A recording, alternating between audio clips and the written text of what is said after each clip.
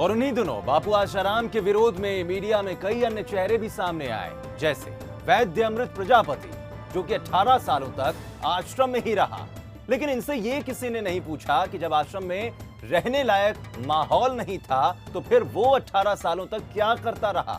18 दिन या 18 महीनों में उस जगह को क्यों नहीं छोड़ दिया।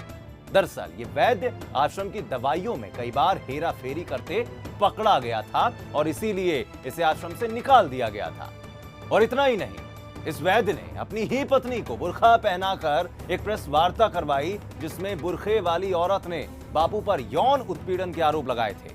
मीडिया ने घंटों तक इस खबर को उछाला, लेकिन 4 महीने के बाद हकीकत में जब ये बात झूठी साबित हुई तो मीडिया ने ये खबर दिखाने की जहमत तक नहीं उठाई और एक निर्दोष संत को फंसाने के लिए चंद पैसों में बिकने वाले इस हद तक गिर गए कि नारी जाति की गरिमा का भी इन्हें ख्याल नहीं आया। देखिए किस तरह इस धूर्त की पोल इसी के गिरोह के संगीन षड्यंत्रकारी राजू चांडक के स्टिंग ऑपरेशन से खुली।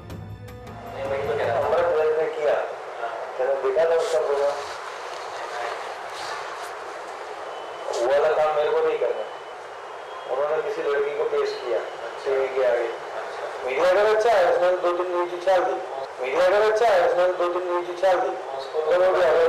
उसकी टीआरपी बढ़ गई। इसका तो काम है। क्या कोई अपनी पत्नी को इस तरह की बदनामी के दलदल में धकेलना चाहेगा? ऐसे में ऐसे लोगों को आप क्या कहेंगे, खुद ही तय कीजिए। जी हां, ऐसे ही षड्यंत्रकारियों में एक और नाम सामने आया था, महेंद्र चावला का, जिसने मीडिया में जोर शोर से कहा था कि आश्रम में तांत्रिक गतिविधियां चलती हैं। ये जालसाज बार बार मीडिया को सारी बातें बताई हैं। ऐसा क्यों कह रहा है? क्या मीडिया इस देश का न्यायतंत्र है? अगर इसके आरोपों में दम है तो न्यायपालिका के दरवाजे क्यों नहीं खटखटाता है? लेकिन जस्टिस डीके त्रिवेदी कमीशन आयोग के सामने उसने खुद कबूला कि उसने आश्रम में कभी कोई तांत्रिक गतिविधि नहीं देखी। महेंद्र चावला को आश्रम से उसकी विकृत मानसिकता की चलते वहां से निकाल दिया गया था। राजू चांडक, इसे तो शायद उल्टा चलने का मानो शौक सा लग गया हो।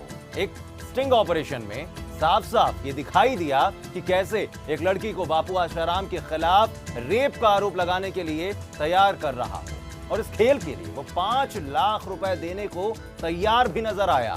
कोई इनसे पूछने वाला नहीं कि आश्रम के इन भगौड़ों के पास रिश्वत देने के लिए 5-5 लाख रुपए कहां से आए। देखने से इसको एक बार ये खुद हो गई कि इसको क्या था, ये गो थ्रू हो गई। उसको उस समय जब भी जहाँ बोलेगी तो उसको याद नहीं करना पड़ेगा। सही है। से एग्जाम देने अपन जाते हैं, पहले अपन तैयार कर लेते हैं नोट्स, ठीक है कि नहीं? अपन वो नोट्स अपने बना लिए, ये कहीं देने कहीं दिखाने कहीं वो नहीं। आपके पिताजी की बात इसमें जितना मुझे कोऑपरेट करते हो पूरी तरह से, उतना मेरे को एक्शन फास्ट और उतना एक्शन में पावरफुल है। दिल्ली मेरे लिए मेरा घर ढूंढा था, समझ आ गया? मेरे पास एक में 10 एडवोकेट हैं, हाईकोर्ट के जज हैं, उनसे सलाह लेकर मुझे क्या काम करना है, किस प्लेसमेंट करना है, वो मेरे से मैंने इसलिए कहा टाइम लेके आना। उतावल में मैं कोई काम नहीं करता। अमृत भाई उतावल में काम करता है, मैं उतावल में नहीं काम करता।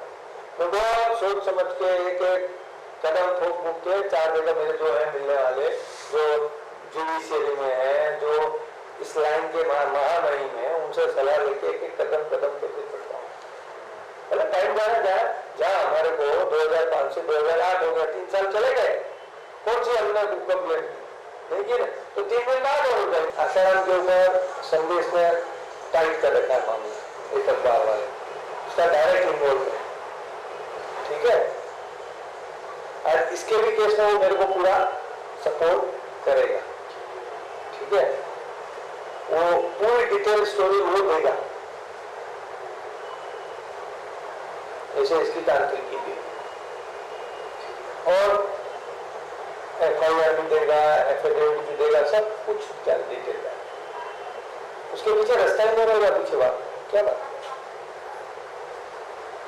और मैं चाहता हूं एफिडेविट और FIR वो गुप्त।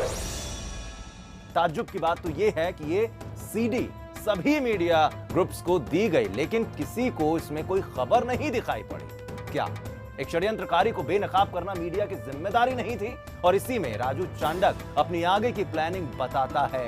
वो चाहता है कि आशाराम बापू को किसी तरह जेल हो जाए और ट्रस्ट के सारे आश्रमों पर वो कब्जा कर ले। आश्रम मर गया, नारायण कहीं चला गया, सुरेश कहीं अलग बैठा है, कोई अलग बैठा है, वहाँ कोई आदमी है नहीं जो ट्रस्ट की लिस्ट में था, तो क्या करोगे आप? पूरा हो जाएगा। और ये वही राजू चांडक है जिसने 5 दिसंबर 2009 को अपने ऊपर गोली चलवा ली और आरोप सीधे सीधे आश्रमवासी गजानन पर मढ़ दिए। हालांकि जांच पड़ताल में ये सारे आरोप झूठे पाए गए।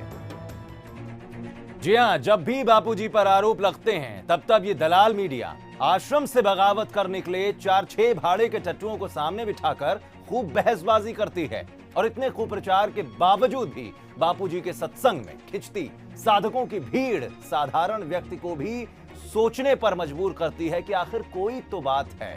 प्रश्न यह है कि क्या मीडिया घराने में बैठे और खुद को बुद्धिजीवी कहने वाले लोग क्या कभी लाखों करोड़ों साधकों से पूछने की फुर्सत उन्हें नहीं मिली कि आखिर बापूजी के सत्संग से उन्हें क्या लाभ हुआ? दांतों तले उंगलियां दबा लेने वाले हजारों भक्तों के अनुभव बताने के लिए क्या उनको आधे घंटे का वक्त नहीं मिला? उत्तर स्पष्ट है। यही भक्तों की भीड़ धर्म और गुरु के प्रति आस्था इनकी आंखों की किरकिरी बन गई थी, क्योंकि इसी सनातन आस्था ने मीडिया के कुप्रचार के पुरजोर प्रयास को तोड़ कर रख दिया था। और ये उन्हें सहन होता भी तो कब तक? जी हां, मीडिया की शर्मनाक हरकतें सिर्फ यहीं नहीं रुकी। बापूजी की गिरफ्तारी के तुरंत बाद सभी चैनल और अखबारों ने मानो आश्रम पर धावा बोल दिया हो। बापू के आश्रमों के बारे में इस तरह परोसा गया मानो आश्रम कोई बियर बार या फिर अय्याशी का अड्डा बन गया हो और इन्हें बंद किया जाए। अवैध कब्जे से लेकर जबरदस्ती जमीन हड़पने तक के सारे बेबुनियाद आरोप लगाकर लोगों में आक्रोश पैदा करने की एक कोशिश की गई। सरकारी तंत्र को तो मानो इन्होंने अपनी जेब में रख लिया हो और खुद को ही सर्वे सर्वा मान लिया हो। क्या कभी इन बड़बोलों ने आश्रम जाकर वहां की शांति को अनुभव किया?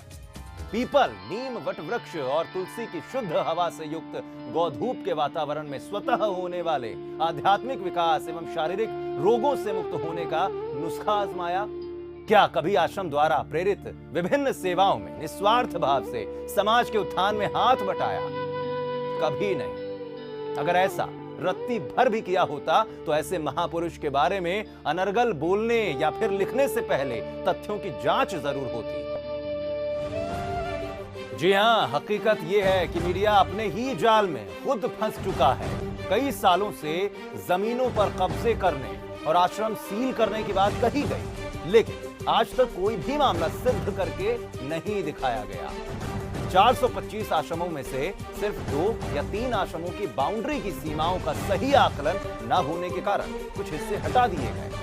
नासिक आश्रम की दीवार सरकारी रोड बनाने के लिए हटाई गई और इन्हीं कुछ दृश्यों को दिखाकर जनता को खूब गुमराह किया गया कि आश्रम सील कर दिए गए हैं।